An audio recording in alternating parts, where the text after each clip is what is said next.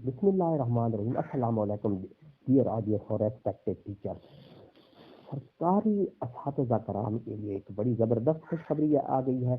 Doctor Murad راس کا اعلان آیا ہے. پے پروٹیکشن سکول ٹائمنگ 2 کے در فارمولہ اور صحت کارڈ سے متعلق ڈاکٹر مراد راس نے اعلان کیا ہے کہ پے پروٹیکشن سے اساتذہ کو بہت زیادہ فائدہ ہوگا. سکول ٹائمنگ 1 مارچ سے کیا ہوگی، 2 کیڈر فارمولہ پر کب امپلیمنٹ ہوگا اور صحت کارڈ سے متعلق انہوں نے کیا اعلان کیا ہے، پوری تفصیل آپ کو آگے ویڈیو میں بتاؤں گا. ویڈیو کو آخر تک دیکھنا ہے، اسکپ نہیں کرنا تاکہ آپ کو پوری معلومات ہم پہنچے.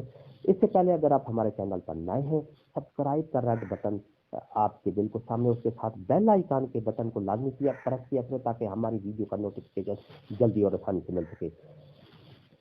اس سے ہمارا آپ کا رابطہ کا سلسلہ جو ہے وہ جاری رہتا ہے بیل آئیکن کے بٹن کو پریس کرنے سے.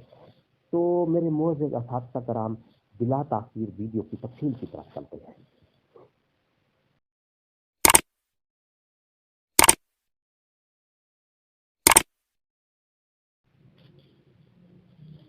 Dear audience and respected teacher, doctor Murad Raas وزیر تعلیم نے ایک دبنگ اعلان کیا ہے.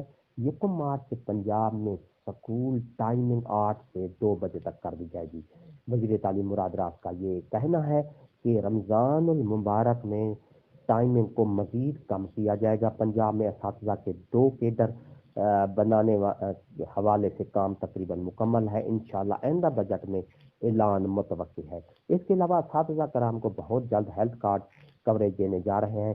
پے پروٹیکشن سے متعلق اساتذہ کو مزید فائدہ ہوگا.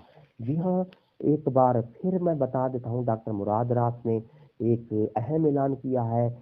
رمضان المبارک میں ٹائمنگ کو مزید کم کیا جائے گا اور 1 مارچ سے پنجاب میں سکول ٹائمنگ 8 سے 2 بجے تک کر دی جائے گی. اس کے علاوہ اساتذہ کے 2 کیڈر بنانے کے حوالے سے کام تقریباً مکمل ہو چکا ہے. انشاءاللہ آئندہ بجٹ میں اعلان متوقع ہے.